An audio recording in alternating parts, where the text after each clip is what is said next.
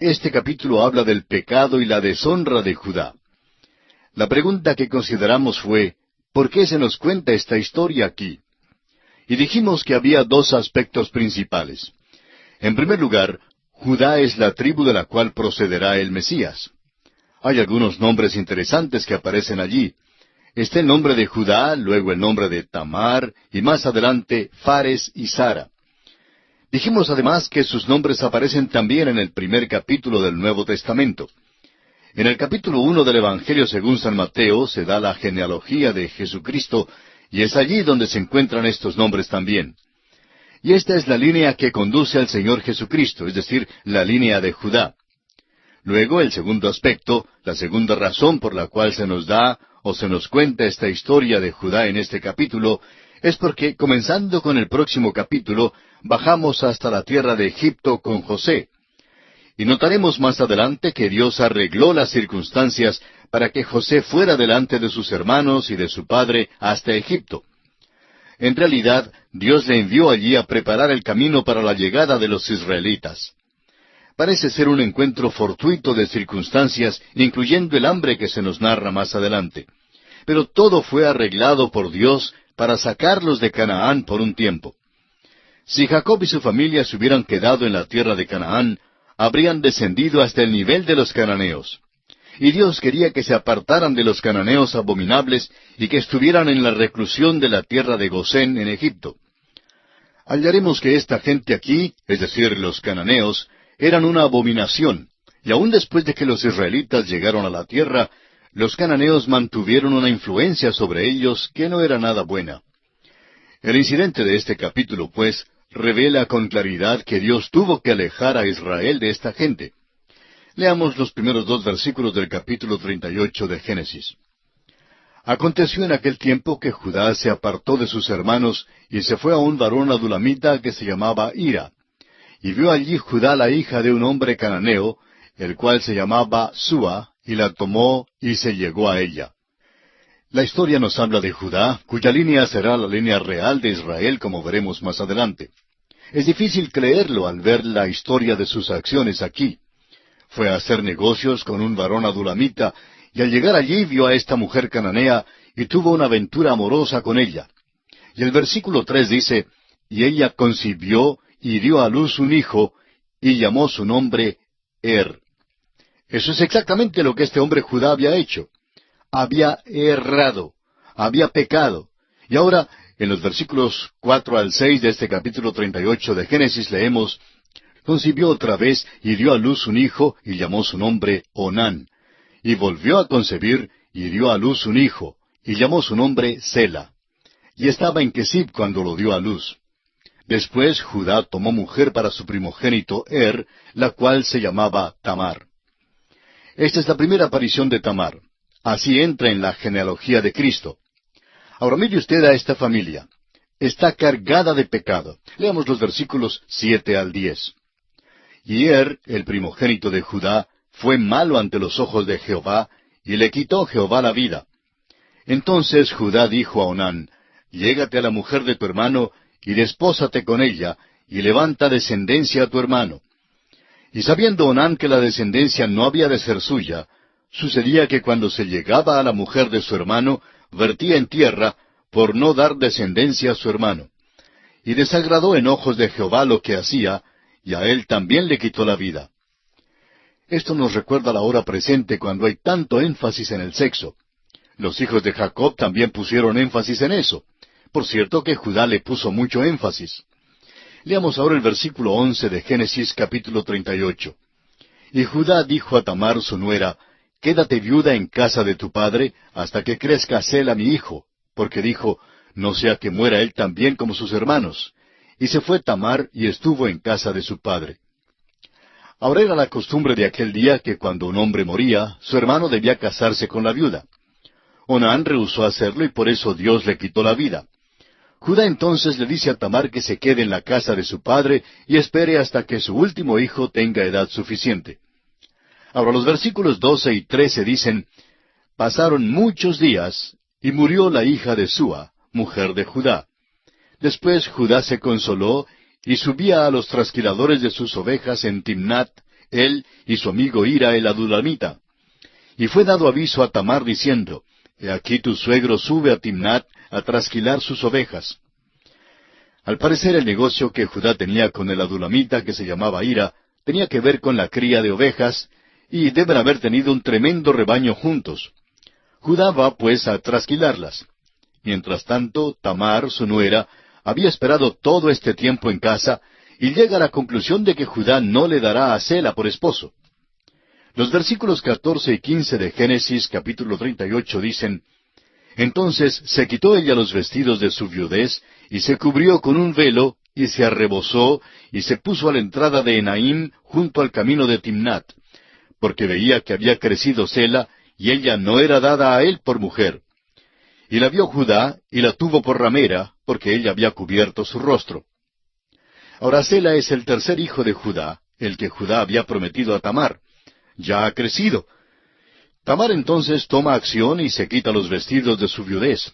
Se sienta a la orilla del camino con el rostro cubierto, según la costumbre de las rameras de aquellos días. Veamos lo que sucede ahora en los versículos 16 y 17. Y se apartó del camino hacia ella y le dijo, Déjame ahora llegarme a ti, pues no sabía que era su nuera. Y ella dijo, ¿Qué me darás por llegarte a mí? Él respondió, Yo te enviaré del ganado un cabrito de las cabras. Y ella dijo, Dame una prenda hasta que lo envíes. Tenemos aquí un cuadro de Judá. Había inducido a la mujer cananea. Ahora hace lo mismo con Tamar. Este es un cuadro bastante oscuro y una historia muy fea la que tenemos aquí. Judá creía que ella era ramera. Ella vio la oportunidad de sacarle ventaja, y eso es exactamente lo que hizo. Veamos ahora lo que ocurre según los versículos 18 al 23 de este capítulo 38 de Génesis. Entonces Judá dijo, ¿Qué prenda te daré? Ella respondió, Tu sello, tu cordón y tu báculo que tienes en tu mano. Y él se los dio, y se llegó a ella, y ella concibió de él. Luego se levantó y se fue, y se quitó el velo de sobre sí, y se vistió las ropas de su viudez. Y Judá envió el cabrito de las cabras por medio de su amigo, el adulamita, para que éste recibiese la prenda de la mujer, pero no la halló. Y preguntó a los hombres de aquel lugar, diciendo, ¿Dónde está la ramera de Enaim junto al camino? Y ellos le dijeron, No ha estado aquí ramera alguna. Entonces él se volvió a Judá y dijo, No la he hallado. Y también los hombres del lugar dijeron, Aquí no ha estado ramera. Y Judá dijo, Tómeselo para sí, para que no seamos menospreciados. He aquí yo he enviado este cabrito, y tú no la hallaste. Judá se encuentra ahora en una posición bastante difícil. Buscan por todo el pueblo a la ramera, pero no la pueden encontrar. El versículo 24 revela el resultado de la acción de Judá. Sucedió que al cabo de unos 3 meses fue dado aviso a Judá diciendo, Tamar tu nuera ha fornicado, y ciertamente está encinta a causa de las fornicaciones. Y Judá dijo, Sacadla y sea quemada. Ese es Judá. Aquí tenemos el criterio moral de 2 caras. Amigo oyente, Dios no aprueba estas cosas de ninguna manera. Esta historia se relata aquí en la palabra de Dios, pero de ninguna manera significa que Dios lo aprueba. Él no quería que su pueblo se portara así, y Dios lo desaprueba. Ellos se están portando exactamente como los cananeos, y por eso Dios va a apartarlos de esta tierra y los va a llevar a la tierra de Egipto. Allí Dios los va a separar y los va a aislar en la tierra de Gosén para alejarlos de esta influencia tan terrible. Este episodio revela la necesidad de que Dios haga eso. Judá está portándose de una manera que es indecible por lo malo. El caso es que Judá está más presto a ver el pecado en alguien más, pero no puede notarlo en sí mismo. Nos recuerda de aquella vez cuando Natán fue donde David y le contó la historia del hombre que tenía la corderita. Cuando Natán dijo que el rico llegó y se la llevó, David estuvo pronto a condenar al rico. David reaccionó exactamente como Judá reacciona aquí. David dijo que el rico era digno de muerte.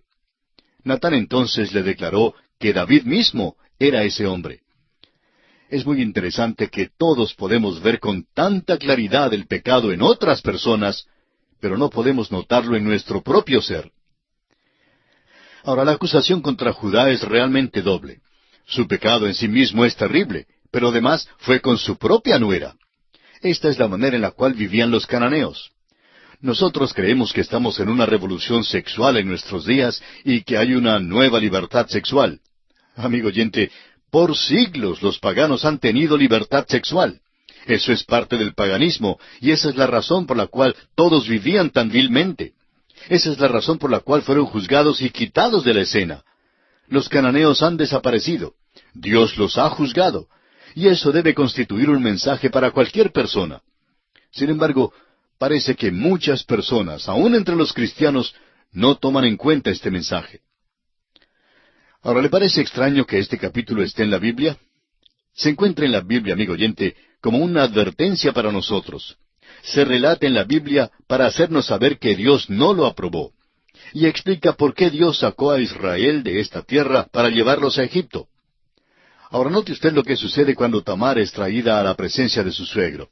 Leamos los versículos 25 y 26. Pero ella, cuando la sacaban, envió a decir a su suegro, «Del varón cuyas son estas cosas, estoy encinta». También dijo, «Mira ahora de quién son estas cosas, el sello, el cordón y el báculo». Entonces Judá los reconoció y dijo, «Más justa es ella que yo, por cuanto no la he dado a Sela mi hijo». Y nunca más la conoció. Judá iba a mandar que fuera quemada, pero ella dijo, «Quisiera que ustedes sepan quién es el padre del niño. Aquel de quien son estos artículos que les estoy mostrando, ese es el padre». Judá miró los artículos y tuvo que admitir que el sello, el cordón y el báculo eran suyos. Esto fue algo muy repulsivo aún para Judá. Pero así vivían los cananeos. Dios por eso tiene que sacar a su pueblo de la tierra de Canaán y apartarlos de aquella influencia. Hagamos una pausa aquí por un momento para hacer una aplicación. Recuerde usted que todas estas cosas están escritas para nuestra enseñanza. Sirven como ejemplo para nosotros. Oímos decir hoy en día que si vamos a testificar a esta generación y si vamos a comunicarnos con ellos, tenemos que descender a su nivel. Bueno, en realidad no estamos de acuerdo con eso. Dios nunca ha empleado ese método de testificar. Dios, bajo todas las circunstancias, siempre ha exigido que su pueblo viva en un nivel superior y elevado, dedicados a Él. Bien podemos imaginar a uno de los teólogos de hoy en día acercándose a Noé y diciéndole, «Hermano Noé, estás pasando todo tu tiempo trabajando en esa arca y es una tontería que lo hagas. Vamos a tener una fiesta grande en Babilonia esta noche. Acaban de recibir un embarque de marihuana y esta noche vamos a experimentar unas sensaciones excitantes y bellas. Serviremos la hierba y nos gozaremos mucho y vamos a hacer el viaje. No tienes que construir esa arca, ven con nosotros». Noé, por supuesto, rehusaría ir con ellos. Pero el teólogo le preguntaría, «¿Cómo piensas alcanzar a esta gente extraña de Babilonia? ¿Cómo vas a alcanzarlos a menos que estés dispuesto a bajar y a comunicarte con ellos?» Amigo oyente, el hecho es que Dios nunca mandó a Noé a bajar para comunicarse con ellos. Dios le mandó a predicarles su mensaje. Y eso es lo que nos manda a hacer hoy en día. Dios nos ha enviado a compartir su mensaje. Y estamos firmemente convencidos que el pueblo de Dios hoy día debe estar firme. Dios nunca nos mandó a acomodarnos mejor. Dios nos ha mandado a entregar el mensaje de la palabra de Dios. Nos preocupan aquellos hombres que tienen miedo de perder las multitudes que tienen delante de sí y hacen todo lo posible para asegurarse de tener siempre un gran público al cual hablar. Tantos de ellos tienen muchos problemas, grandes problemas. Pero amigo oyente, Dios simplemente nos manda a predicar el mensaje del Evangelio. Se dice del Dr. Scofield, que fue convidado a predicar en el estado de Carolina del Norte, en los Estados Unidos. Era una noche lluviosa y muy pocas personas llegaron para escucharle. El pastor de la iglesia sintió la necesidad de disculparse ante el Dr. Scofield. Se le acercó y le dijo que sentía muchísimo que solo unas pocas personas hubieran llegado para escuchar a un hombre de la capacidad del Dr. Scofield. El Dr. Scofield respondió al pastor, «Mi señor tuvo solamente 12 hombres con quienes hablaba, y siendo que él tuvo solamente 12 hombres y nunca se quejó, ¿quién soy yo para quejarme con solo pocas personas para hablarles?» Amigo oyente, hay una lección grande que nuestra generación debe aprender. Tantas personas piensan que el culto, el servicio tiene que ser grande y que debe haber multitudes inmensas, porque de lo contrario Dios no está ahí. Es posible que Dios nos haya llamado a testificar a unos pocos hombres solamente. Creemos que si somos fieles en publicar la palabra de Dios, esto tendrá su efecto. Ciertamente producirá resultados. Bueno, Judá seguramente hizo un buen trabajo en comunicarse con los cananeos. No pudo haber descendido a un nivel más bajo que ellos. Y mire usted lo que sucedió. Resultó en tragedia. Leamos ahora los versículos 27 al 30 de este capítulo 38 de Génesis. Y aconteció que al tiempo de dar a luz, he aquí había gemelos en su seno. Sucedió cuando daba a luz, que sacó la mano el uno, y la partera tomó y ató a su mano un hilo de grana, diciendo, Este salió primero. Pero volviendo él a meter la mano, he aquí salió su hermano, y ella dijo, ¿Qué brecha te has abierto? Y llamó su nombre Fares. Después salió su hermano, el que tenía en su mano el hilo de grana, y llamó su nombre Sara. Busquemos ahora en el Nuevo Testamento y encontraremos la genealogía del Señor Jesús en Mateo, capítulo 1, versículo 3, donde leemos, Judá engendró de Tamar a Fares y a Sara, Fares a Esrom y Esrom a Aram. Esta línea es la que condujo a Booz y luego a David y finalmente a Cristo. Y así concluye el capítulo 38 de Génesis. Y entramos en el capítulo 39. Notaremos aquí que José es una persona muy diferente a Judá. Parece que José y Benjamín gozaron de muchísima más enseñanza e instrucción y cuidado personal de parte de su padre que los otros 10 muchachos. Parece que Jacob tenía interés en estos 2 hijos solamente. Eso, por supuesto, produjo el odio y rencor de los otros hermanos, por lo cual vendieron a José a la esclavitud en Egipto. De modo que José y Benjamín también llegaron a ser una gran angustia para Jacob cuando fueron llevados a Egipto. Esta es una perspectiva algo triste para un joven de 17 años. Era esclavo en una tierra extraña. Ciertamente no había nada en el aspecto visible que le trajera cualquier ánimo al corazón. Parece que José tiene lo que comúnmente se llama mala suerte. Aún en la tierra de Egipto, parece que al punto en que las cosas andaban afablemente para él, algo malo le sucedería. Siempre sucedió con un propósito, aunque fuera difícil que José viera ese propósito al principio. No hay ninguna persona en todo el Antiguo Testamento en cuya vida el propósito de Dios se viera con más claridad que en la vida de José. La providencia de Dios se manifiesta en todos los detalles de su vida. La mano de Dios estaba sobre él y la dirección del Señor es evidente. Pero José fue el único patriarca al cual Dios no apareció directamente, según lo vemos en el texto de la Escritura. Dios apareció a Abraham, a Isaac y a Jacob, pero no así a José. Sin embargo, la dirección de Dios en su vida se ve con más claridad que en cualquier otra vida. Es el ejemplo del Antiguo Testamento de lo que el apóstol Pablo dice en Romanos 8:28. Y sabemos que a los que aman a Dios, todas las cosas les ayudan a bien, esto es, a los que conforme a su propósito son llamados. José lo expresó a sus hermanos en la siguiente manera, Vosotros pensasteis mal contra mí, mas Dios lo encaminó a bien, para hacer lo que vemos hoy, para mantener en vida a mucho pueblo. Todo parecía andar mal en su vida al principio, y todo el mundo parecía oponerse a él. Mirándolo desde un aspecto exterior, todo parecía oscuro y terrible. Sin embargo, cada paso muestra a Dios realizando un propósito bueno y superior en la vida de José. Esto encierra una lección práctica para nosotros cuando todo parece andar mal en nuestro camino. Porque el Señor al que ama, disciplina. Si somos hijos de Dios, en la voluntad de Dios, podemos estar confiados que nada pasará a un hijo de Él sin su permiso. A los que aman a Dios, todas las cosas les ayudan a bien. Inclusive las desgracias, las angustias y los sufrimientos sirven para nuestro bien y para la gloria de Él. Hay una cerca alrededor de todo hijo de Dios, y nada atravesará esa cerca sin el permiso de Dios. Usted recordará que cuando Satanás quiso probar a Job, le dijo a Dios, ¿no le has cercado alrededor a él y a su casa y a todo lo que tiene? Al trabajo de sus manos has dado bendición. Por tanto, sus bienes han aumentado sobre la tierra. Satanás pidió a Dios que quitara la cerca. Si consigue el permiso de Dios, entonces todas las cosas todavía ayudan a nuestro bien. El doctor Torrey solía decir que Romanos 8:28 es la almohada suave para un corazón cansado.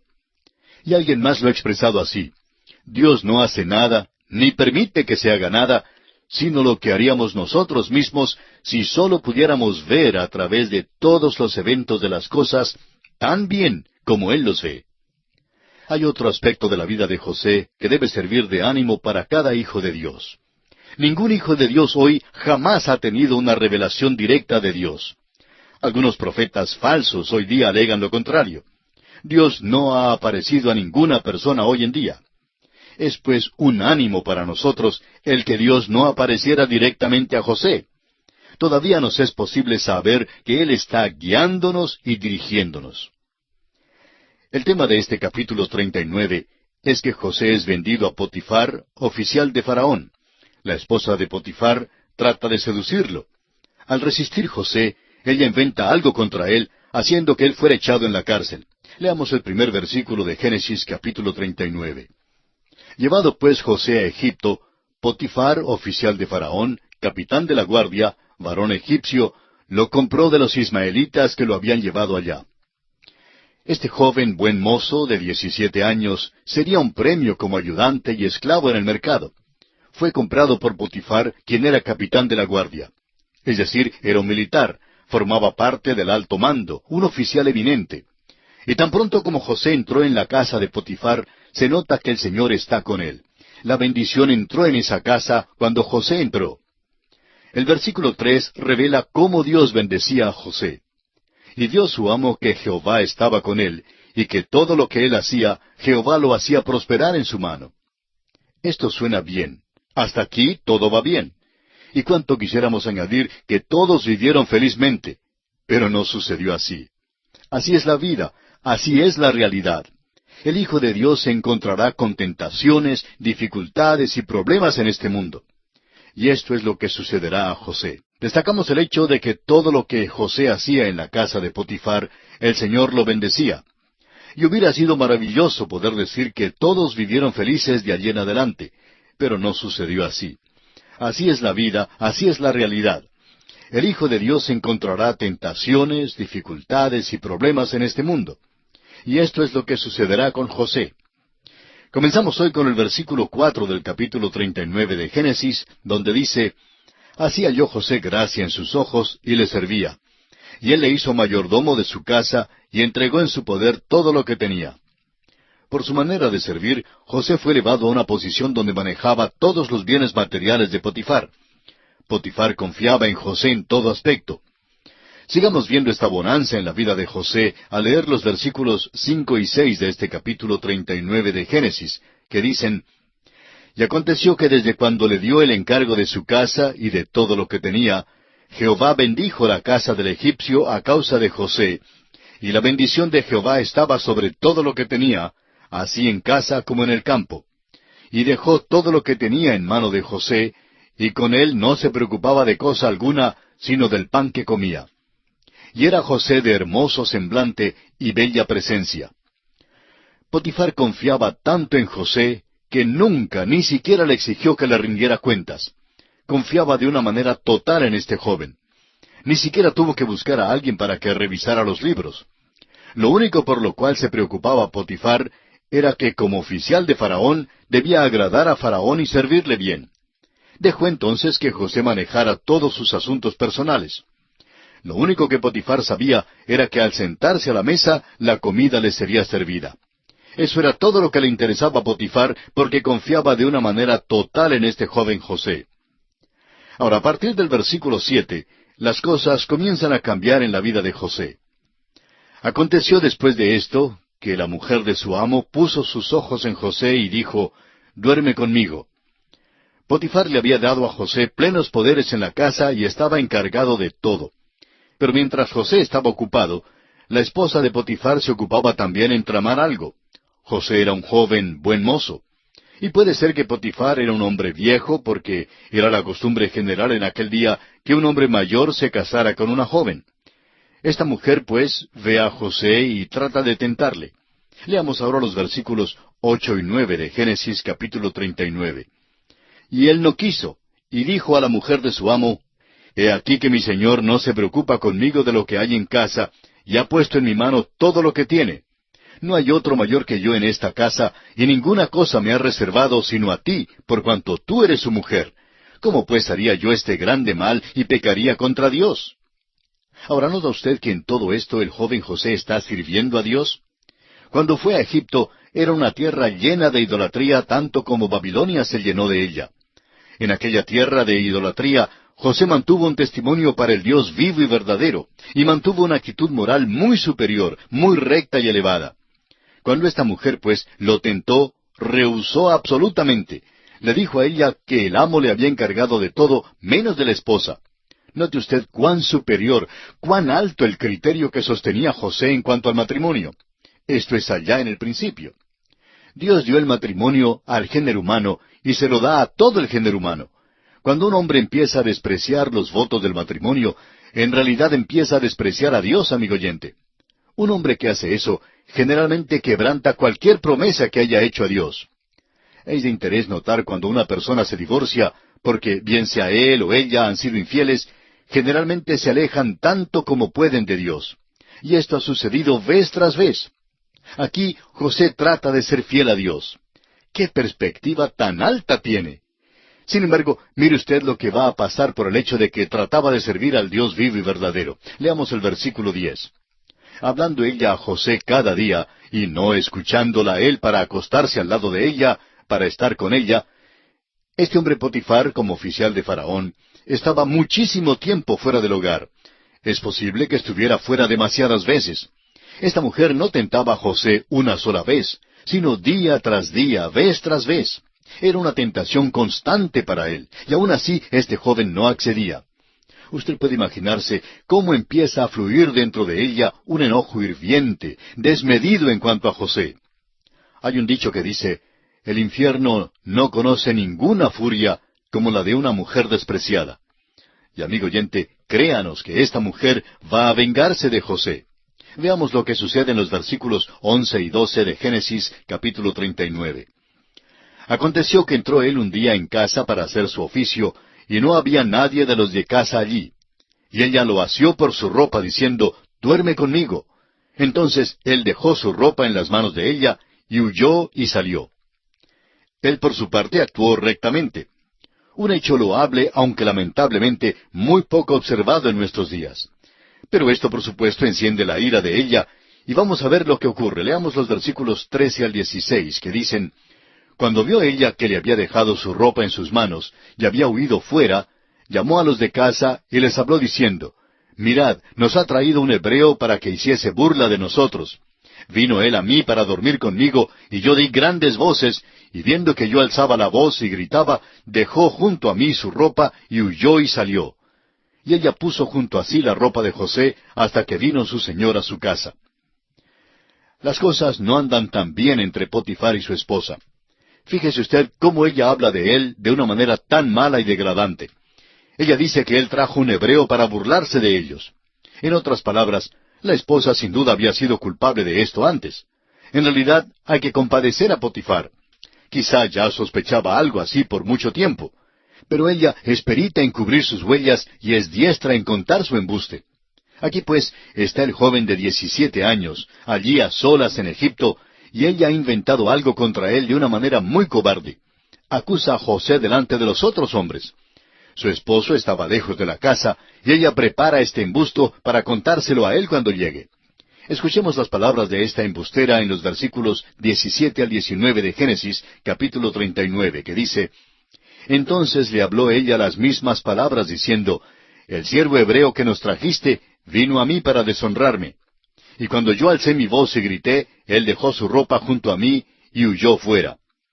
Y sucedió que cuando oyó el amo de José las palabras que su mujer le hablaba, diciendo, así me ha tratado tu siervo, se encendió su furor.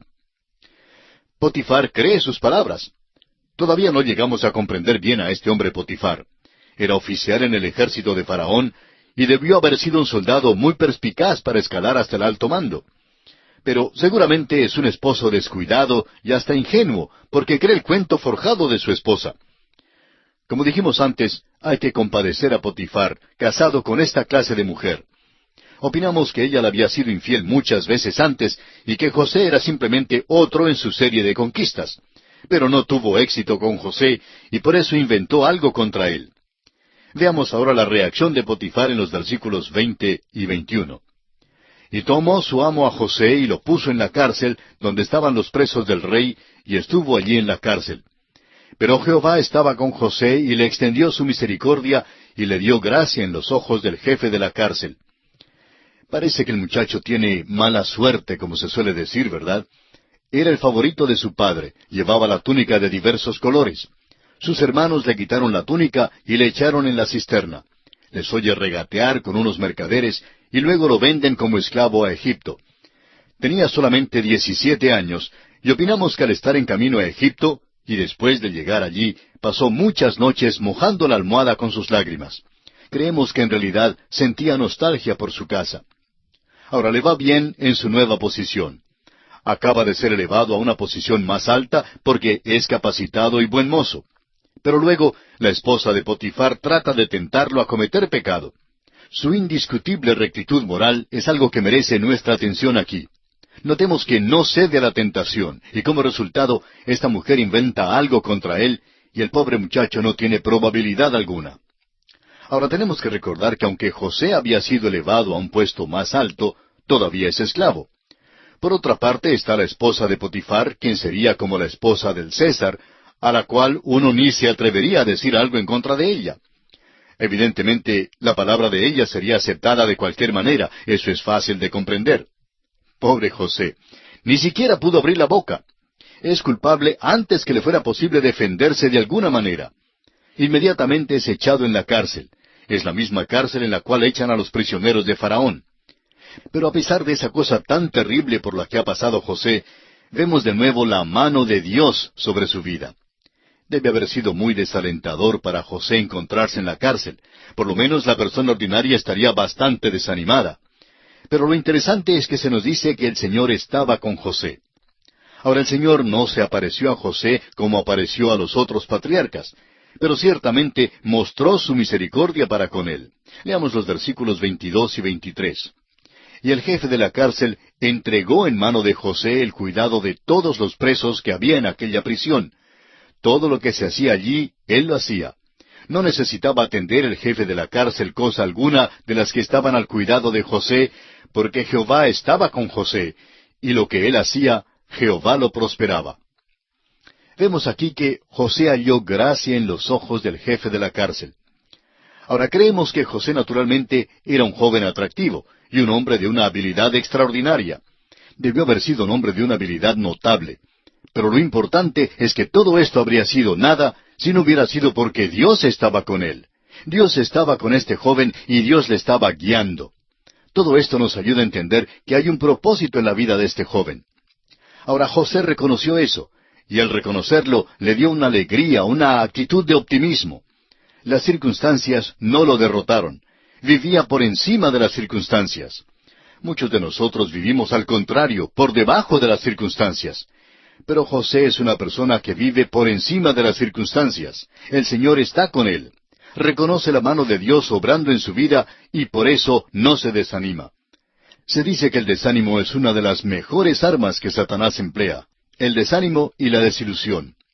Parece que este joven venció todas estas circunstancias. Nos recuerda el pasaje en Hebreos capítulo 12 versículo 11 que dice: Es verdad que ninguna disciplina al presente parece ser causa de gozo, sino de tristeza, pero después da fruto apacible de justicia a los que en ella han sido ejercitados. Se dice comúnmente que todo hombre tiene su precio, pero la historia de José revela que no es así. Eso es una mentira del diablo. A través de la historia ha habido muchos hombres a quienes Satanás no pudo comprar.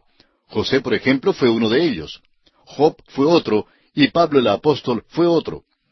Hay muchos otros, por supuesto, pero por mucho que Satanás se esforzó en comprarlos, no logró hacerlo.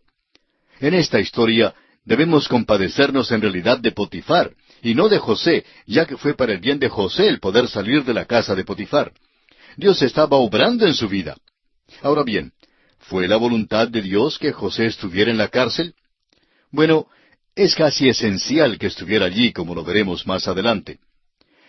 Y así concluimos el capítulo 39 de Génesis. Y nos encontramos ahora en el capítulo 40. A primera vista, en este capítulo 40, parece que la historia de José no avanza. Más bien parece que su desenvolvimiento es tan lento que hasta se detiene. Vemos aquí a José en la prisión, donde se prolonga su estadía, y continúa limitado por la ingratitud del jefe de los coperos de Faraón. Surge entonces la pregunta, ¿qué significa todo esto para José? Bueno, todo esto está dando cumplimiento al plan y al propósito de Dios en su vida, como veremos al estudiar este capítulo 40. Usted recordará que dijimos que la vida de ningún otro personaje bíblico tiene tantos puntos de comparación y tantos parecidos con la vida del Señor Jesucristo como la de José. El otro día comenzamos a establecer algunas comparaciones entre José y el Señor Jesús. Y ahora, antes de seguir adelante, veamos algunos otros puntos de comparación entre estas dos vidas. José fue enviado a sus hermanos. El Señor Jesús fue enviado a las ovejas perdidas de la casa de Israel. José fue aborrecido por sus hermanos sin causa. Y esto es lo que dice el Señor Jesús de sí mismo. Le aborrecieron sin causa. José fue vendido por sus propios hermanos. Y el Señor Jesús fue vendido por uno de sus hermanos. José fue vendido por 20 piezas de plata. El Señor Jesús fue vendido por 30 piezas de plata. Los hermanos de José conspiraron para matarlo. El pueblo del Señor Jesús conspiró también para matarlo. La palabra de Dios nos dice, a lo suyo vino, y los suyos no le recibieron. Ahora echaron a José en una cisterna. Debió ser el lugar de la muerte para él. El Señor Jesús fue crucificado. José fue levantado de aquella cisterna. El Señor Jesús fue levantado al tercer día. José obedeció a su padre. El Señor Jesús, por su parte, también obedeció a su padre, de manera que pudo decir que hacía siempre lo que agradaba a su padre. En Mateo 3, versículo 17 leemos, «Este es mi Hijo amado, en quien tengo complacencia». El padre de José le mandó a buscar a los hermanos. Se nos dice en la palabra de Dios que el Señor Jesús vino para hacer la voluntad de su Padre, cuando llegó aquí a buscar a sus hermanos. Los hermanos de José se burlaron de él. Cuando lo vieron llegando dijeron, «He aquí viene el soñador». También el pueblo del Señor Jesús se burló de él. Cuando estuvo en la cruz dijeron, «Si eres hijo de Dios, desciende de la cruz». Los hermanos de José rehusaron recibirlo. De la misma manera, el pueblo del Señor Jesucristo rehusó recibirlo. Se pusieron de acuerdo para matar a José, y de la misma manera se pusieron de acuerdo para conspirar y matar al Señor Jesucristo. La túnica de José fue regresada a su padre, teñida con sangre. Asimismo tomaron la túnica del Señor Jesús y echaron suerte sobre ella para ver de quién sería. Después de que José fue vendido a Egipto, quedó perdido de vista por muchos años. Cristo ascendió al cielo y dijo a sus discípulos que no debían buscarlo más hasta cuando regrese. José fue tentado por el mundo, la carne y el diablo, y resistió. El Señor Jesús también fue tentado por el mundo, la carne y el diablo, y obtuvo la victoria. José llegó a ser el Salvador del mundo durante este período, es decir, en un sentido físico. Salvó a los habitantes de Egipto del hambre. Bueno, el Señor Jesucristo es el Salvador de todo el mundo. Preguntábamos antes, ¿cómo podría ser la voluntad de Dios que José fuera echado en la cárcel? Usted recordará las circunstancias. No creemos que Potifar creyera lo que le dijo su esposa. Si le hubiera creído, hubiera condenado a José a una muerte inmediata. No habría habido ninguna duda en cuanto a eso. Este no era un hogar feliz. Potifar reconocía el tipo de esposa que tenía. Así pues, creyó conveniente echar en la cárcel a José y olvidarse de todo. Pero todo esto está ayudando a bien a José. Quizá usted pregunte, ¿cómo es posible esto? ¿Cómo puede ayudar a bien el ser vendido a la esclavitud y luego ser acusado falsamente y ser echado y olvidado en la cárcel?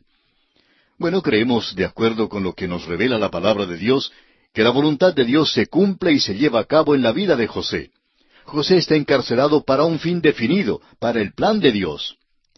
Supongamos que José hubiera interpretado el sueño del jefe de los coperos y que el jefe de los coperos no se hubiera olvidado de su promesa a José. Si él hubiera ido a Faraón a favor de José, si hubieran libertado a José, ¿a dónde hubiera ido José? De seguro que se habría ido a su casa. Luego, la noche en que Faraón hubiera tenido su sueño y cuando le hubiera faltado alguien que le interpretara aquel sueño, José no hubiera estado por ningún lado. Hubiera estado muy lejos de la tierra de Egipto. En esto nos es posible ver la mano de Dios obrando en la vida de este hombre. Es detenido en la cárcel con un propósito. Se lo guarda aquí para que un día llegue a ser el primer ministro de Egipto. José fue aborrecido por sus hermanos sin causa. Le entregaron a los gentiles. No se pudo defender y fue acusado falsamente. El Señor Jesús también fue entregado por los suyos a los príncipes religiosos, quienes a su vez le entregaron a los gentiles. Era inocente. Pilato, así como Potifar, no creyó de veras la acusación que inventaron contra Jesús. Descubrió que Jesús era inocente. Sin embargo, le hizo azotar. José tuvo que sufrir porque Potifar tuvo que disimular allí en el tribunal de Faraón. Pilato también tuvo que disimular. Luego, el jefe de la cárcel se fija en José, y José encuentra favor con él. De la misma manera, el centurión romano dijo de Jesús, verdaderamente, este hombre era hijo de Dios. José fue contado con los transgresores. Sirvió de bendición al jefe de los coperos y de juicio al jefe de los panaderos. Usted recordará que el Señor Jesús fue crucificado también entre dos ladrones. Uno fue juzgado y el otro bendecido. Amigo oyente, quisiera que observe una cosa más antes de continuar adelante. Al seguir nuestro estudio, no sería malo anotar algunos de los frutos que la fe de José en Dios llevó en su vida. José fue fiel en toda relación, a Dios, a Potifar, al jefe de la cárcel, a Faraón y a sus hermanos. José poseía una perspectiva optimista de la vida, en medio de las pruebas y tentaciones, en la cisterna, en la casa de Potifar y en la cárcel.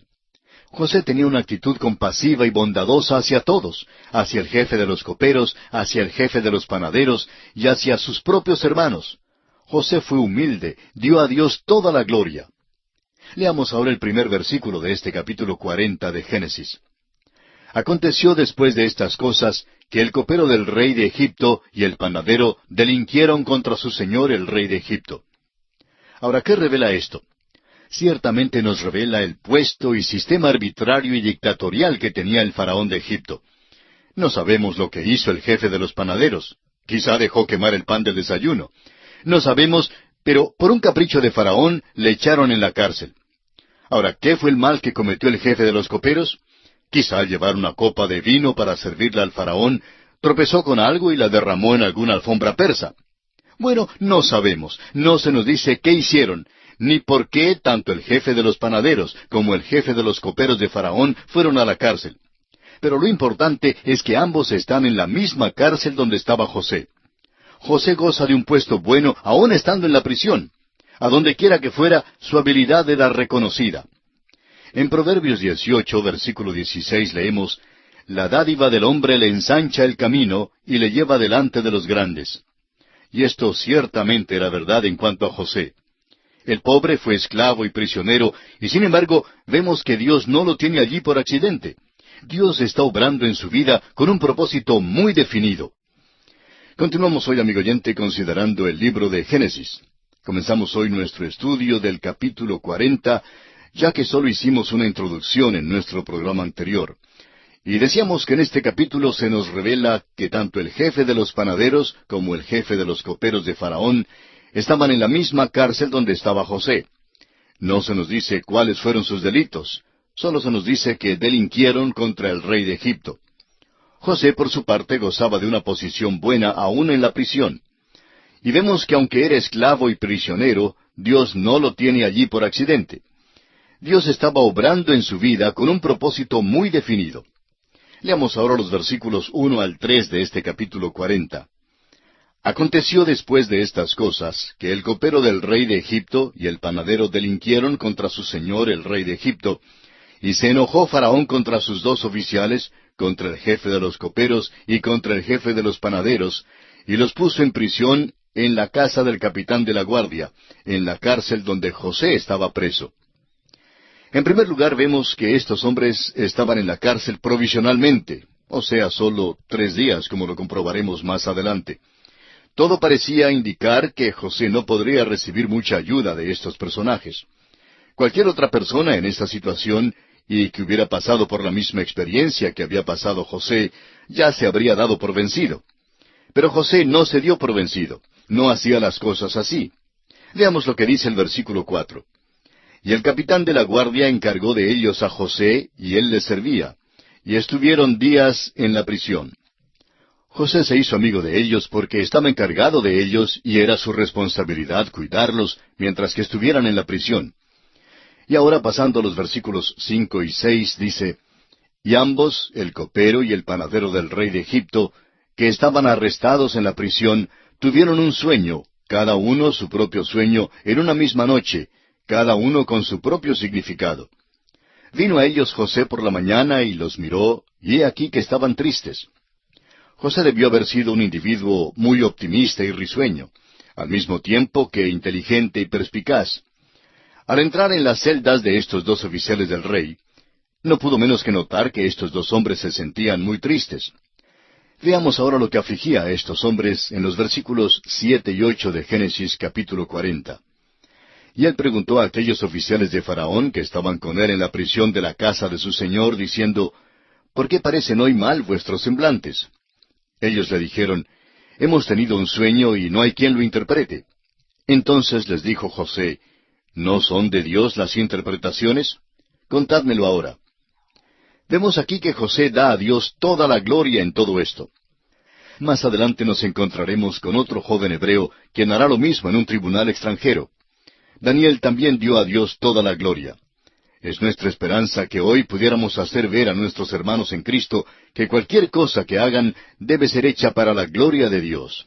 Debe usted asegurarse, amigo oyente, que sea Dios quien reciba la gloria. Creemos que una de las razones por la cual muchos de nosotros no recibimos tantas bendiciones del Señor como Él quisiera concedernos es porque cuando recibimos alguna cosa maravillosa, la damos por descontada y no le damos a Dios la gloria que Él merece. Amigo oyente, debemos darle a Él la gloria. Aquí José debe dar la gloria a Dios y así es como lo hace. Prosigamos con los versículos 9 al 13. Entonces el jefe de los coperos contó su sueño a José y le dijo, yo soñaba que veía una vid delante de mí, y en la vid 3 sarmientos, y ella como que brotaba y arrojaba su flor, viniendo a madurar sus racimos de uvas. Y que la copa de Faraón estaba en mi mano, y tomaba yo las uvas y las exprimía en la copa de Faraón, y daba yo la copa en mano de Faraón. Y le dijo José, esta es su interpretación. Los 3 sarmientos son 3 días. Al cabo de 3 días levantará a Faraón tu cabeza, y te restituirá a tu puesto, y darás la copa a Faraón en su mano, como solías hacerlo cuando eras copero. Es interesante notar cómo Dios hizo uso de los sueños en el Antiguo Testamento.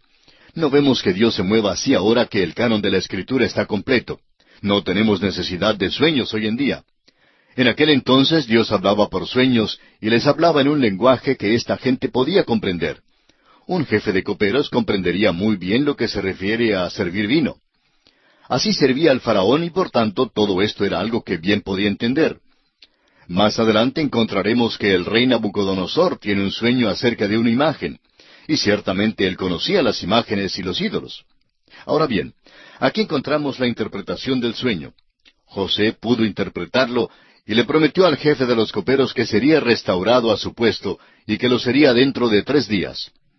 Entonces le dice en los versículos 14 y 15, acuérdate pues de mí cuando tengas ese bien, y te ruego que uses conmigo de misericordia, y hagas mención de mí a Faraón, y me saques de esta casa.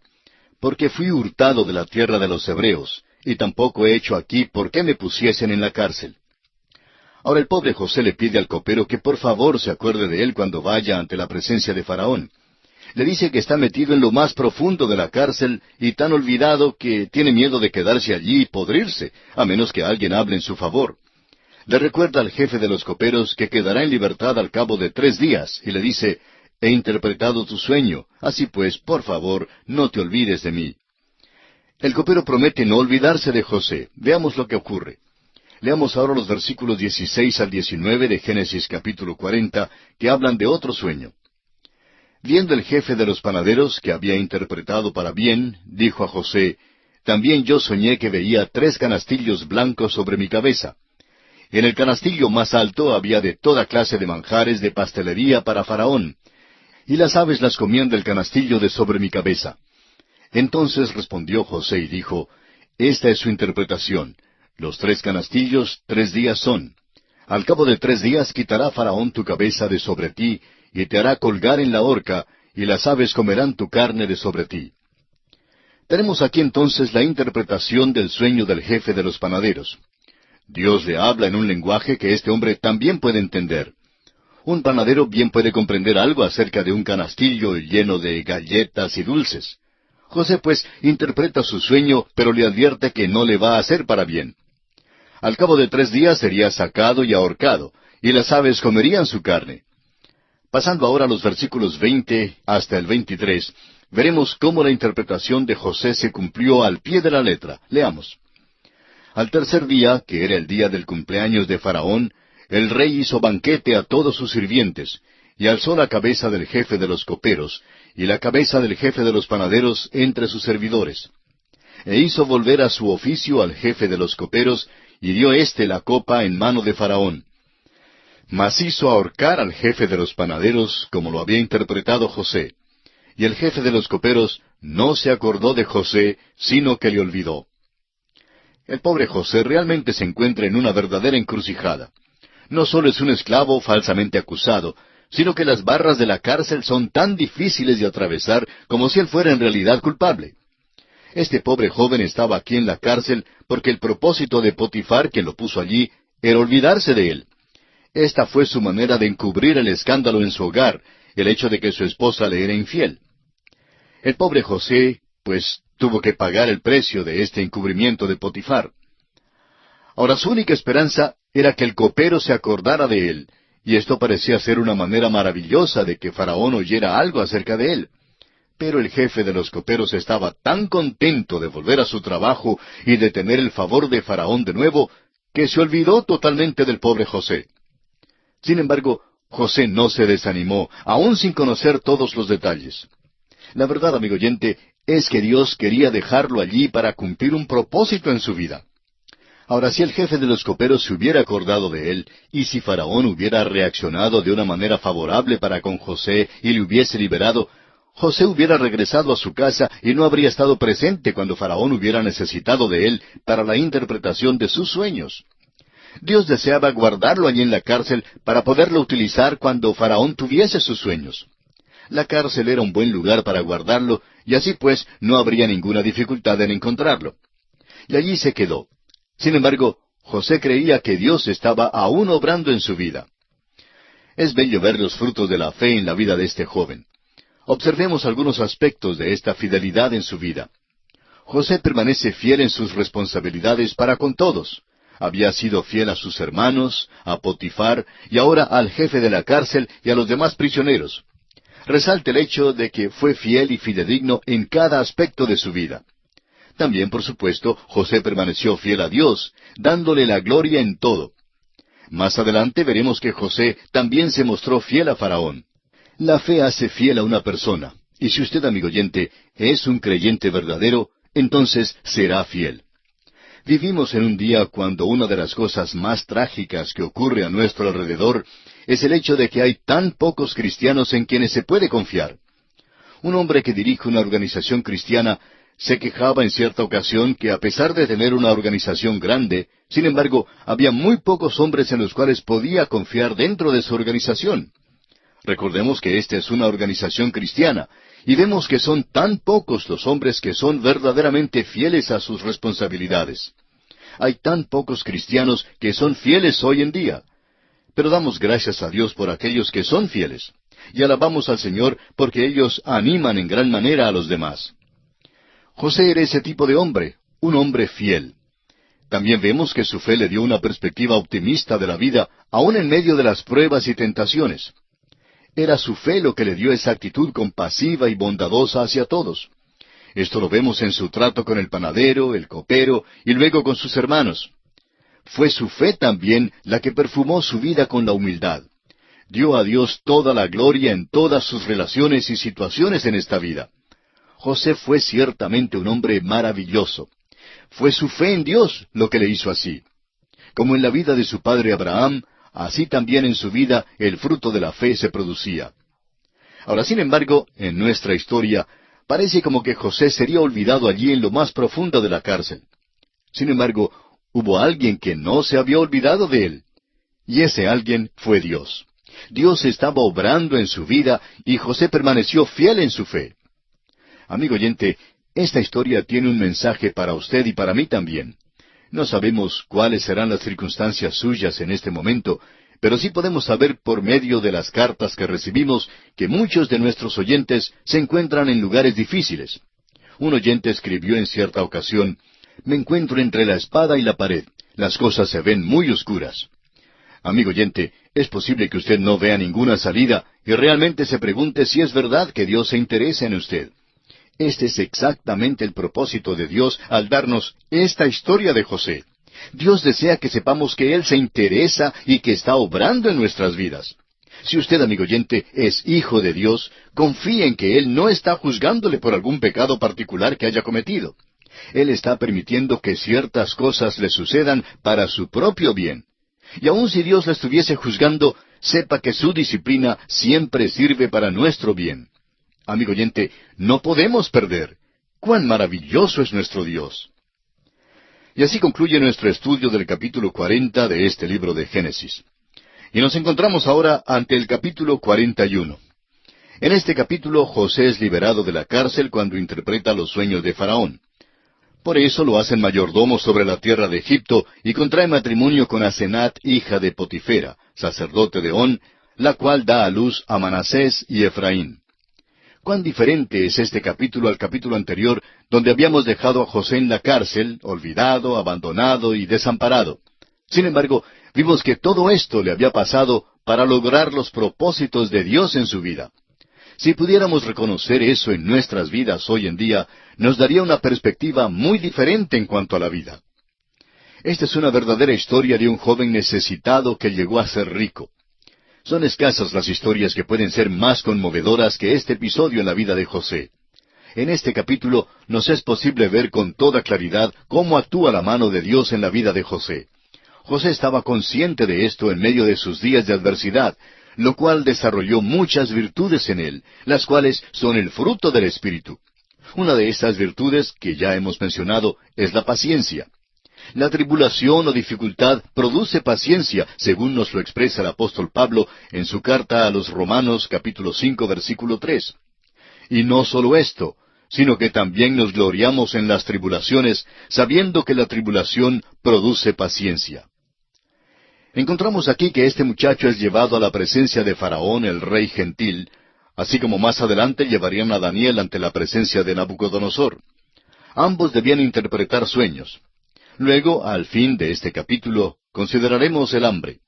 Ahora, ¿cuál es el propósito que Dios desea realizar por medio del hambre?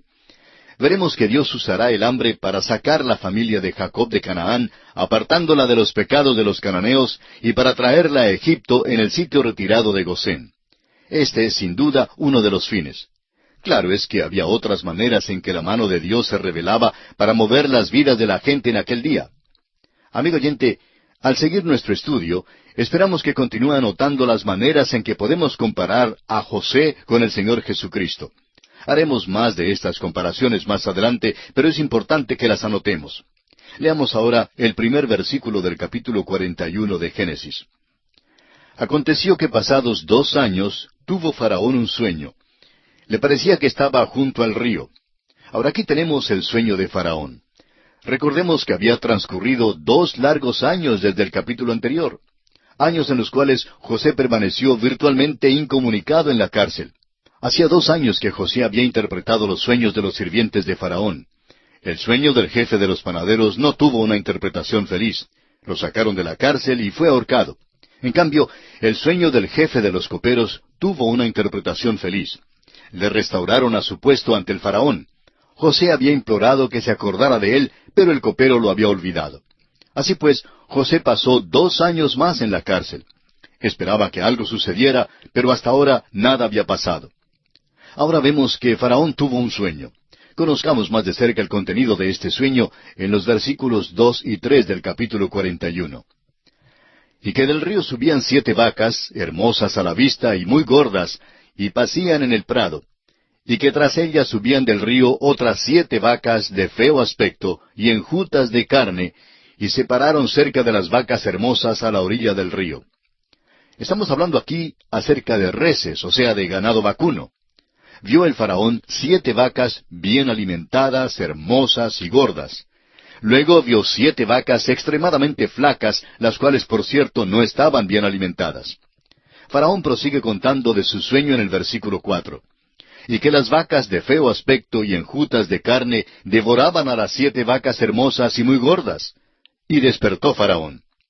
Faraón despertó y se preguntó cuál sería el significado de su sueño. No tenía la interpretación y no había nadie allí en aquel día para ayudarle. Escuchemos más de este sueño en los versículos 5 al 7 del capítulo 41 de Génesis.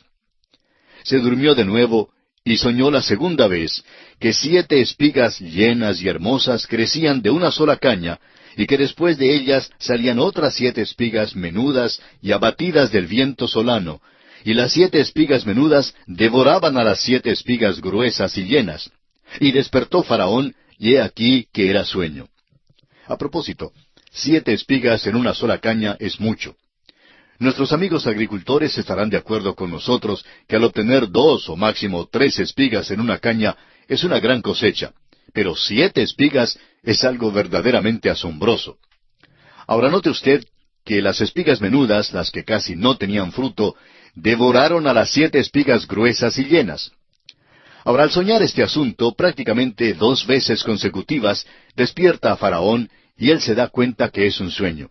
Pero se queda pensativo en esto. Y note usted lo que ocurre a la mañana siguiente. En el versículo 8, el Faraón expone su sueño y pide su interpretación, pero sin resultado alguno. Leamos. Sucedió que por la mañana estaba agitado su espíritu, y envió e hizo llamar a todos los magos de Egipto y a todos sus sabios. Y les contó Faraón sus sueños, mas no había quien los pudiese interpretar a Faraón. Sucedió que el jefe de los coperos estaba allí. ¿Recuerda usted que su puesto era estar delante de Faraón para traerle todo lo que deseaba? El jefe de los coperos, pues, estaba allí con todos los sabios que fueron llamados. Entonces Faraón les cuenta el sueño, pregunta el significado de las vacas gordas y las 7 vacas flacas, las 7 espigas llenas, y luego las 7 espigas menudas. ¿Qué quiere decir todo esto?, pregunta a los sabios. Todo lo que ellos pueden decir es que no tienen la menor idea, no pueden interpretar esos sueños. Leamos el versículo 9. Entonces el jefe de los coperos habló a Faraón diciendo, «Me acuerdo hoy de mis faltas». Llamaríamos esto más que una falta por parte del jefe de los coperos, más bien un pecado lo que él había hecho. Pero todo esto estaba dentro de la providencia de Dios. Muchas veces lo llamamos una concurrencia fortuita o inesperada de circunstancias. Estas son las cosas que nos pasan, las cuales son difíciles de entender en el tiempo que nos llegan. ¿Por qué pasan? Dios tiene su plan. Y ahora el jefe de los coperos dice, ahora sí me acuerdo. Prometí a aquel joven en la cárcel que hablaría con usted en cuanto a él. Oh, Faraón, él sí puede interpretar sus sueños. Y así pues, sigue contando a Faraón sus experiencias. Leamos ahora los versículos 10 al 14 de este capítulo 41 de Génesis. Cuando Faraón se enojó contra sus siervos, nos echó a la prisión de la casa del capitán de la guardia, a mí y al jefe de los panaderos. Y él y yo tuvimos un sueño en la misma noche, y cada sueño tenía su propio significado. Estaba allí con nosotros un joven hebreo, siervo del capitán de la guardia, y se lo contamos, y él nos interpretó nuestros sueños, y declaró a cada uno conforme a su sueño. Y aconteció que como él nos lo interpretó, así fue. Yo fui restablecido en mi puesto, y el otro fue colgado. Entonces Faraón envió y llamó a José, y lo sacaron apresuradamente de la cárcel, y se afeitó y mudó sus vestidos, y vino a Faraón. Faraón dice, bueno, ya hemos llamado a todo mundo por acá, y si el joven que está en la cárcel, de quien tú me hablas, tiene tanto éxito en interpretar sueños, como tú dices, pues tráiganlo aquí. Opino que mi sueño tiene mucho significado. Ahora note usted que el versículo 14 declara que José se afeitó. Los hombres del desierto no acostumbraban a afeitarse en aquellos días. Es probable que ninguno en la familia de José se afeitara. José probablemente parecía uno de esos hombres descuidados que no se tratan bien después de pasar tanto tiempo en la cárcel. Pero, ¿se ha fijado usted alguna vez en las estatuas y pinturas de los egipcios? No se dejaban crecer la barba. Solo los gobernantes lucían una barba pequeña, y la llevaban por considerarse que aumentaba la dignidad del puesto de gobernante. Leamos una vez más este versículo 14. Entonces Faraón envió y llamó a José, y lo sacaron apresuradamente de la cárcel, y se afeitó, y mudó sus vestidos, y vino a Faraón. Destacamos el hecho de que se había afeitado. Dijimos que los hombres del desierto no acostumbraban a afeitarse en aquellos días. Es probable que ninguno en la familia de José se afeitara. Dijimos también que los egipcios no se dejaban crecer la barba.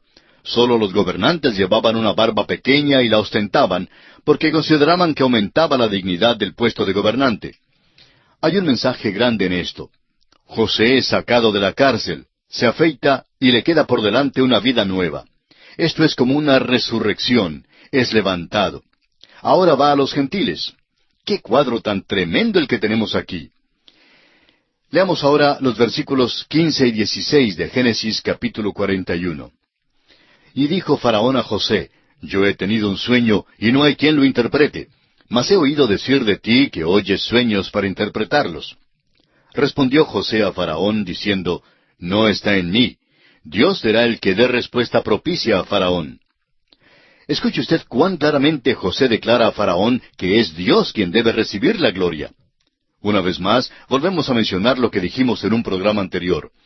Un hijo de Dios debe tener mucho cuidado de que sea Dios quien reciba toda la gloria por cualquier logro en su vida o por cualquier cosa que haga.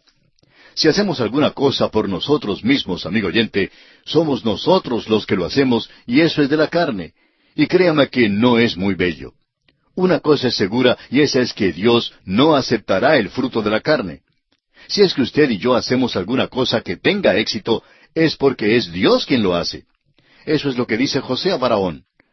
Le dice que él no puede interpretar los sueños, pero que Dios dará una respuesta a Faraón. Faraón cuenta entonces el sueño a José, y nosotros no vamos a leerlo una vez más, pero note usted en el versículo 21 que cuando las vacas flacas habían devorado a las gordas, continuaron aún con el mismo aspecto feo que antes tenían. Ahora el versículo 25 nos dice que en realidad los dos sueños son uno mismo. Leamos este versículo 25. Entonces respondió José a Faraón, el sueño de Faraón es uno mismo. Dios ha mostrado a Faraón lo que va a hacer. En esencia, estos dos sueños son uno solo y hablan de una sola cosa. La razón por la cual había dos sueños era para dar énfasis sobre su gran importancia y significado. Dios había dado los sueños a Faraón para hacerle saber lo que él estaba planeando hacer. Faraón, pues, se entera de la interpretación. Leamos ahora los versículos 26 hasta el 31 de este capítulo 41. Las 7 vacas hermosas 7 años son, y las espigas hermosas son 7 años. El sueño es uno mismo. También las 7 vacas flacas y feas que subían tras ellas son 7 años. Y las 7 espigas menudas y marchitas del viento solano 7 años serán de hambre. Esto es lo que respondo a Faraón. Lo que Dios va a hacer, lo ha mostrado a Faraón. He aquí vienen 7 años de gran abundancia en toda la tierra de Egipto. Y tras ellos seguirán 7 años de hambre, y toda la abundancia será olvidada en la tierra de Egipto, y el hambre consumirá la tierra. Y aquella abundancia no se echará de ver, a causa del hambre siguiente, la cual será gravísima. En primer lugar, José le dice a Faraón lo que sus sueños predicen. Habrá 7 años de abundancia y luego habrá 7 años de hambre. Dios quería que Faraón supiera esto porque era algo muy importante. Entonces José da a Faraón algunos consejos sobre cómo enfrentar las condiciones venideras. Veamos ahora los versículos 32 y 33. Y el suceder el sueño a Faraón 2 veces significa que la cosa es firme de parte de Dios y que Dios se apresura a hacerla. Por tanto, provéase ahora Faraón de un varón prudente y sabio, y póngalo sobre la tierra de Egipto. Notemos ahora que José llega a ser mayordomo en la tierra de Egipto para preparar las condiciones necesarias durante los 7 años de hambre. Los versículos 34 al 37 esbozan el plan de José ante esta emergencia. Haga esto Faraón y ponga gobernadores sobre el país, y quinte la tierra de Egipto en los 7 años de la abundancia. Y junten toda la provisión de estos buenos años que vienen, y recojan el trigo bajo la mano de Faraón, para mantenimiento de las ciudades, y guárdenlo. Y esté aquella provisión en depósito para el país, para los 7 años de hambre que habrá en la tierra de Egipto, y el país no perecerá de hambre. El asunto pareció bien a Faraón y a sus siervos. Faraón debe juntar ahora todo el exceso. Ese es el consejo que José le ha dado.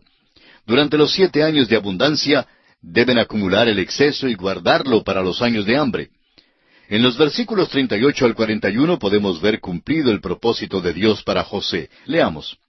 Y dijo Faraón a sus siervos, ¿acaso hallaremos a otro hombre como éste en quien esté el Espíritu de Dios? Y dijo Faraón a José, pues que Dios te ha hecho saber todo esto, no hay entendido ni sabio como tú. Tú estarás sobre mi casa, y por tu palabra se gobernará todo mi pueblo. Solamente en el trono seré yo mayor que tú. Dijo además Faraón a José, he aquí yo te he puesto sobre toda la tierra de Egipto. Note usted el significado de todo esto. Antes, el joven estaba en la cárcel, olvidado, desamparado y abandonado. Ahora, en el momento preciso y justo, es sacado porque nadie más puede interpretar el sueño de Faraón. Él puede interpretarlo. No solo interpreta el sueño, sino que sugiere a Faraón lo que debe hacer, porque es un hombre de habilidad y entusiasmo. Creemos que Dios le está guiando en todo. José aconseja guardar el grano en exceso durante los años de abundancia y guardarlo para los años de hambre. Esta sería un hambre mundial y muy grave. No olvidemos que Egipto es un país que depende del riego. La parte más alta del Nilo viene bajando de África Central y francamente Egipto depende de este río. Allí cae muy poca lluvia durante el año. El riego inunda la tierra y todavía en estos días riega a Egipto no solo trayendo el agua para la tierra, sino también un sedimento que la fertiliza. El río Nilo hace así un trabajo doble, permitiendo generalmente varias cosechas al año. El hambre, pues, sería tan grave que aún Egipto sería afectado. 7 años de hambre que también afectarían a la tierra de Egipto. El faraón, al escuchar hablar así a José, le presta toda su atención, pues todo esto le parece acertado y razonable. Es una lástima que muchas veces en los tiempos pasados no hayamos tenido hombres en nuestros gobiernos que hayan tenido algún sentido del futuro. Alguien preguntó una vez a Gladstone lo que era la medida de un gran hombre de Estado.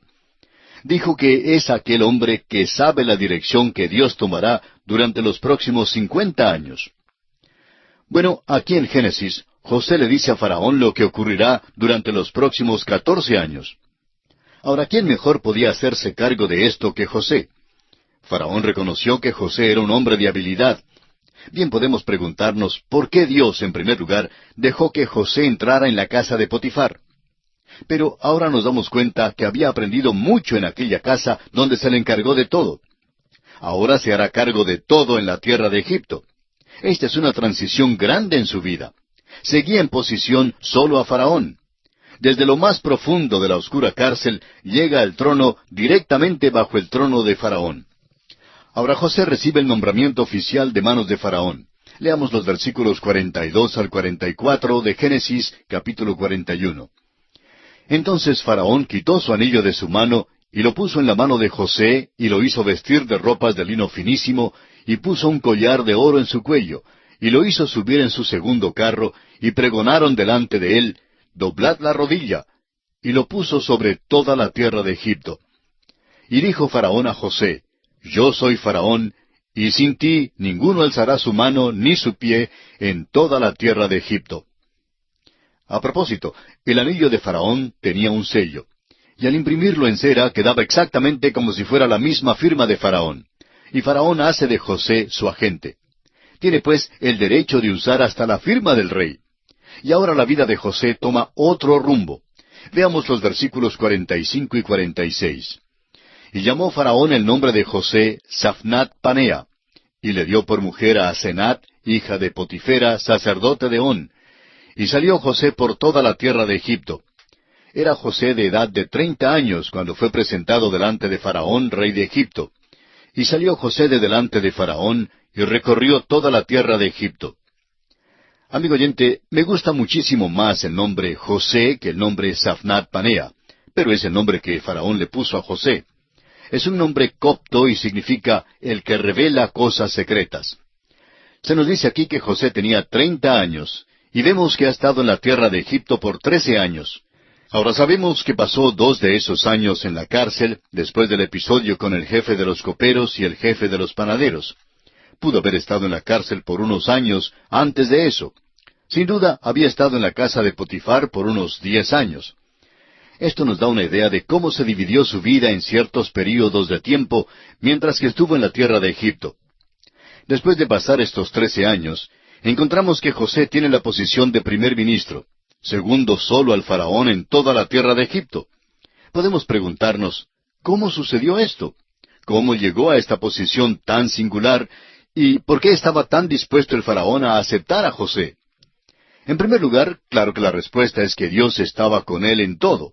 A través de toda esta historia lo hemos observado. La mano de Dios, a través de su providencia, siempre guiaba a este hombre. En Génesis capítulo 50, versículo 20, vemos que aun lo que los hermanos hicieron pensando maldad contra él, Dios lo encaminó a bien. Es maravilloso saber eso. Hay otra razón muy práctica. En este tiempo particular de la historia, los reyes Ixos reinaban en Egipto. No eran egipcios naturales, sino beduinos del desierto arábigo. Era un grupo nómada, y por un período entraron en Egipto y reinaron. En realidad, el faraón y su linaje quedaba más cercano en su nacionalidad a José que a los propios egipcios, y esto le dio confianza en José. En realidad, los reyes Ixos notaron que era difícil encontrar a alguien en Egipto que les fuera leal y fiel. La fidelidad era una característica verdadera de José. Dios había obrado en su vida, y esto había producido en él una fidelidad a las personas a quienes servía y una fidelidad a las tareas que él sabía que Dios quería que hiciera. Veremos también que le es fiel a Faraón. Eso explica por qué José tuvo tan buena acogida por Faraón en ese tiempo. Más tarde, los reyes Ixos fueron expulsados de Egipto, y leemos en Éxodo capítulo 1, versículo 8 lo siguiente. Entretanto se levantó sobre Egipto un nuevo rey que no conocía a José. ¡Cuán precisa es la palabra de Dios! Volviendo pues a nuestro relato, vemos que Faraón puso un collar de oro en su cuello. Esto le concedía la misma autoridad de la cual disfrutaba Faraón. Luego le dio una esposa, la hija del sacerdote de On. Ella al parecer sale del paganismo y por tanto se constituye en la esposa gentil de José. Aquí hay otra analogía al Señor Jesucristo, ¿verdad?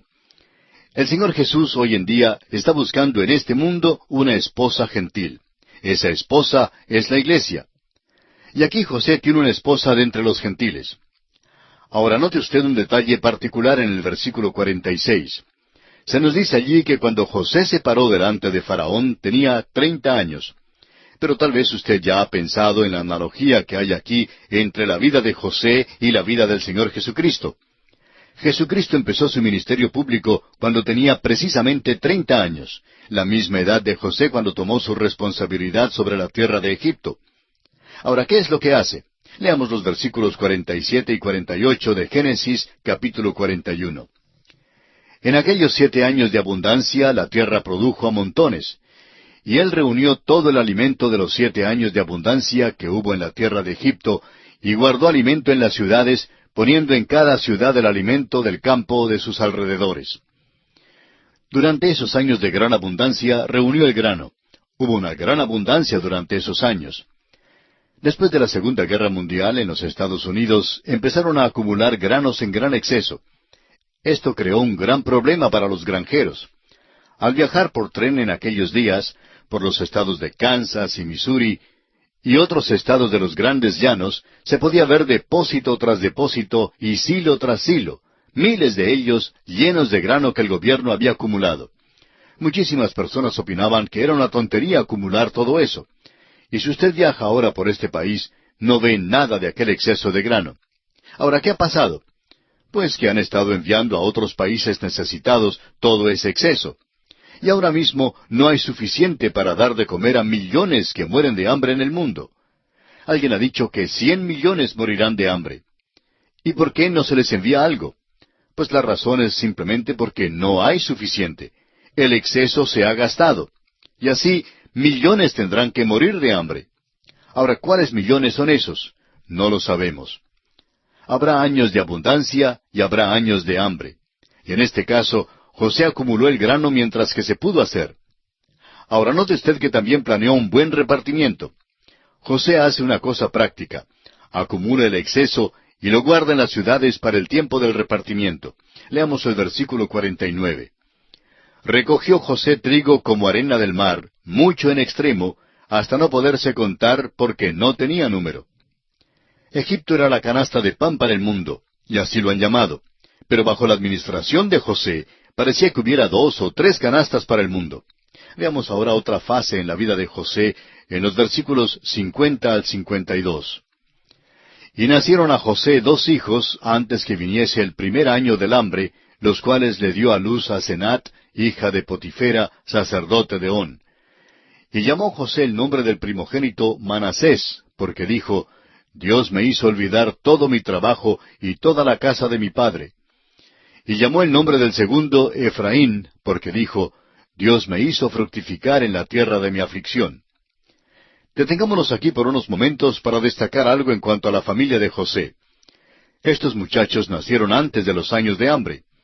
Al primer hijo le dio por nombre Manasés, y diríamos que un buen nombre para él sería Amnesia, que significa el que hace olvidar. José estaba tan involucrado en su responsabilidad que se olvidó de la casa de su padre. En los primeros años en Egipto había sentido una nostalgia tremenda por su hogar, pero aparentemente ahora no la siente más. Ahora recordará usted que al principio del programa notamos que en el versículo 14 se menciona específicamente que José se afeitó y se mudó de vestidos. Muchos dirán que esto de afeitarse no puede tener mucha importancia. Puede que la compañía Gillette tenga interés en eso, pero realmente es muy importante. Puso a un lado la vieja vida, la ropa vieja y la barba que llevaban los hebreos. Eso habla de resurrección, porque los dejó a un lado para comenzar una nueva vida. Recuerde eso. Se parece a un egipcio de aquí en adelante. Se viste como egipcio, habla como egipcio. José dice, Dios me hizo olvidar. Por tanto, llama al niño Manasés. Ahora, si usted desea, puede llamarlo Amnesia. Al siguiente, al segundo hijo, lo llama Efraín porque significa fructífero. De modo que bien puede llamar a este niño Ambrosía, si es su deseo. Bien puede llamar a los dos Amnesia y Ambrosía. Alguien puede poner objeción y decir que esta es una traducción rara. Es posible que la sea, pero aquellos niños eran exactamente como sus nombres indican. El uno era Amnesia y el otro Ambrosía. Veamos ahora el versículo 53. Así se cumplieron los 7 años de abundancia que hubo en la tierra de Egipto. De modo que, ¿cuántos años tiene José ahora? Tiene 37 años. Y ahora viene la parte difícil, los 7 años de hambre. Los versículos 54 y 55 dicen, Y comenzaron a venir los 7 años del hambre, como José había dicho, y hubo hambre en todos los países, mas en toda la tierra de Egipto había pan. Cuando se sintió el hambre en toda la tierra de Egipto, el pueblo clamó a Faraón por pan. Y dijo Faraón a todos los egipcios, Id a José y haced lo que él os dijere. Hay otra analogía aquí entre José y Jesucristo. Y quisiera dirigir su atención al hecho de que aquí José es quien tiene pan. Y Jesucristo por su parte dijo, Yo soy el pan de vida. Ahora la última parte del versículo 55 dice, Haced lo que él os dijere. Esto nos recuerda aquel pasaje en el capítulo 2 del Evangelio según San Juan, cuando Jesús y su madre María asistían a las bodas en Caná de Galilea y faltó el vino. Entonces su madre dice a quienes servían, refiriéndose a Jesús, Haced todo lo que os dijere. Ahora leamos los versículos finales de este capítulo 41 de Génesis, los versículos 56 y 57. Y el hambre estaba por toda la extensión del país. Entonces abrió José todo granero donde había y vendía a los egipcios, porque había crecido el hambre en la tierra de Egipto. Y de toda la tierra venían a Egipto para comprar de José, porque por toda la tierra había crecido el hambre. Comienza aquí, como dijimos antes, el período difícil, los 7 años de hambre que José había dicho. Y notamos también que los consejos que José había dado a Faraón comienzan ahora a dar resultado. Habiendo acumulado todo este elemento, ahora pueden distribuirlo o venderlo, como dice el versículo 56, a los egipcios, ya que había una gran hambre por toda la tierra. Esta parte constituye también la introducción a una interesantísima historia que encontramos en los capítulos siguientes. Y notaremos especialmente el propósito que Dios tiene en la vida de la familia de José al sacar a Jacob y sus hijos de en medio de los cananeos para traerlo a Egipto, lo que únicamente pudo cumplirse a través de estos 7 años de hambre.